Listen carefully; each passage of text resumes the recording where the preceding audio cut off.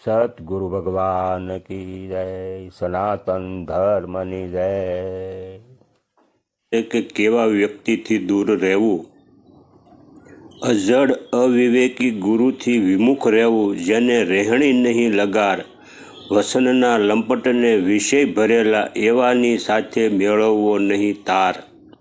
તો ગંગામાં આધ્યાત્મિક જીવન જીવતા સાધકોને પણ આ રીતે રહેવું એવી આપણને ભલામણ કરે છે। પાનબાઈ તો પામેલા છે, તેમને તો કોઈ ગુરુ કરવાની જરૂર નથી, છતાં સત્સંગ નિમિત્તે પણ અવિવેકી ગુરુ કે સાધુનો સંગ ન કરવાની ગંગા માતા પાનબાઈને પણ ભલામણ કરે છે। અને ગંગામાએ પ્રારંભમાં જ શીલવંત સાધુને વારવાર નમવાની પણ શિખામણ આપેલી છે, અને તેવા શીલવંત સાધુનો સંગ કરવાની પણ ભલામણ આપી છે। અજડ અવિવેકી અને વિષય ભરેલા ખોટા ગુરુથી વિમુખ રહેવાનું પણ આપણને સલાહ આપે છે। જોવે કે આવી રીતે આપણે સંગત કોની કરવી, કેવા સાધુની કરવી, કે કુસંગથી વિમુખ અને સત્સંગ પ્રત્યે અભિમુખ રહેવું, જેનાથી આપણી ચિત્તની વૃત્તિ બદલે નહીં। અને જ્ઞાની પુરુષે પણ કુસંગથી દૂર રહેવું। એટલે જ ગંગામાં કહે છે, અહમતા મમતા આશાને અન્યાય રે, ઈર્ષ્યા ગણી ઉર્મા રે, એવા માણસને અજ્ઞાની ગણ્યા અને પોતાની ફજેતી થાય। આવા અજ્ઞાની માણસોના સંગમાં રહીએ તો ક્યારેક પોતાની પણ ફજેતી થાય। સ્થિરતાએ રહેજો અને વસુનમાં ચાલજો, રાખજો રૂઢી રીત। કેમ કે આવનાર સમયની અંદર ગુરુ અને શિષ્ય કેવા છે એ ગંગામાં જાણતા જ હતા। એટલે જ પાનબાઈને કહેશે, તમે સ્થિરતાએ રહેજો અને રાખજો રૂઢી રીત। કેમ કે આધ્યાત્મિકના નામે ગુરુઓ અને ચેલાઓ કેવા કેવા પરપંચ કરશે અને ધર્મના નામે કેવા કેવા ધતિંગ ચાલશે, તેની વિગતો ગંગા સતી પણ દર્શાવે છે। કે પાનબાઈ, આવા કળયુગથી ગુરુ અને ચેલાઓથી સાવધાન રહેવું અને કળયુગની વિપરીત અસરથી બચવા માટે પણ ગંગામાં પાનબાઈને 3 ઉપાયો પણ બતાવે છે। કે અલખનો આરાધ કરજો, સાસાનો સંગ કરજો અને દૃષ્ટોથી વિમુખ રહેજો।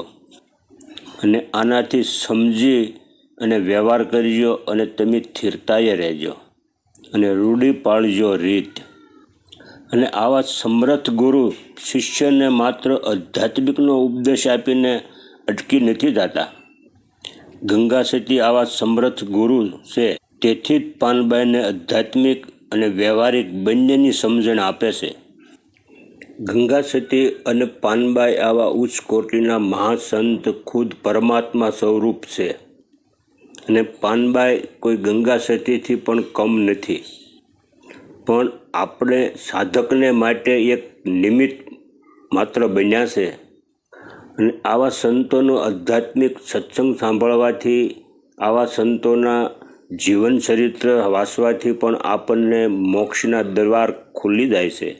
પતિની આજ્ઞાથી પાનબાઈના આધ્યાત્મિક શિક્ષણ માટે રોકાયા હતા, અને પાનબાઈને આધ્યાત્મિક સાધનાને પરિપૂર્ણ થઈ હોવા છતાં અને ગંગા સતી હવે પાનબાઈને જીવન મુક્ત વ્યવહાર સમજાવી રહ્યા છે।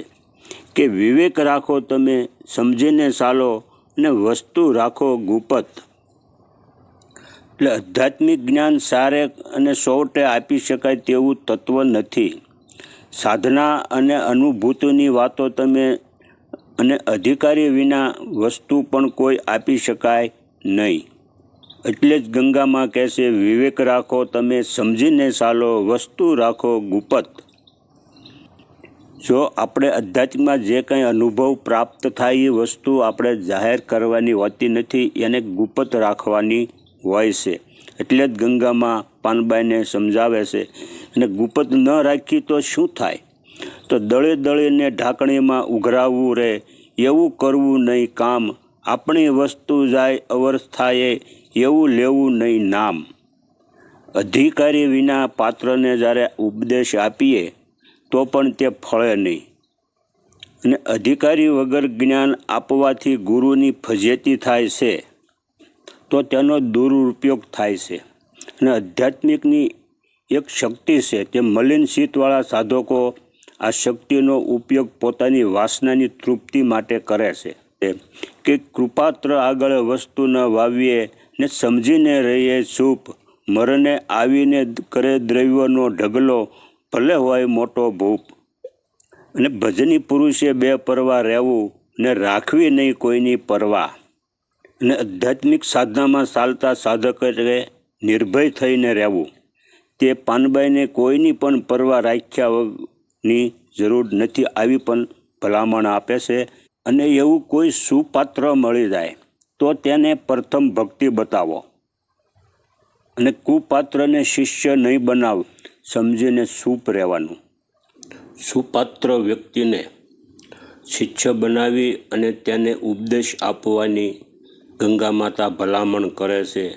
કે આવા સત શિષ્યને પરખ કેવી રીતે કરવી, એટલે જ ગંગામાં પણ ભજનમાં કહે છે, વર્ષ સુધી અધિકારીપણું જોવું ને ફેર ન રહે અણુ માત્રમાં. જે શિષ્ય ગુરુને સમર્પિત થઈ જાય છે તે શુદ્ધ અધિકારી પણ ગણાય છે. તન મન ધન પોતાનું નથી માન્યું રે, સતગુરુ સાથે એક તાર. એવાને ઉપદેશ તરત લાગે, જેને પાળ્યો સાંગો પાર અધિકાર. કે ઉપદેશ દેવો તો પ્રથમ ભક્તિ દેખાડવી ને ગાળી દેવો તેનો મોહ.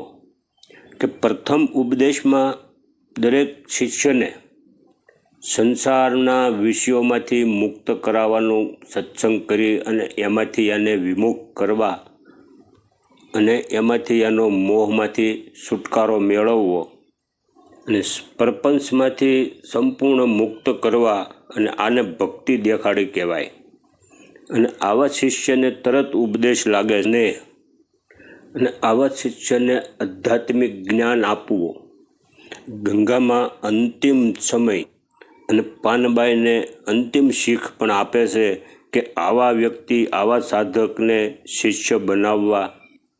દરેક શિષ્યને ભક્તિથી જ્ઞાન આપવું.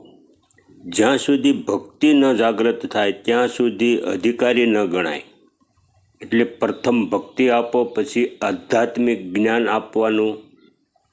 તો જ આધ્યાત્મિક માર્ગની અંદર સાધક ચાલી શકે છે. આ પાનબાઈ કેવલ નિમિત્ત છે. આ ગંગામાં આપણને પણ કહી રહ્યા છે કે દરેક સાધકને ગુરુપદ મળ્યા પછી આવી રીતે શિષ્ય કરવા અને શિષ્ય કરીને પૂર્ણતા સુધી પહોંચાડવા. સતગુરુ ભગવાન કી જય, સનાતન ધર્મની જય.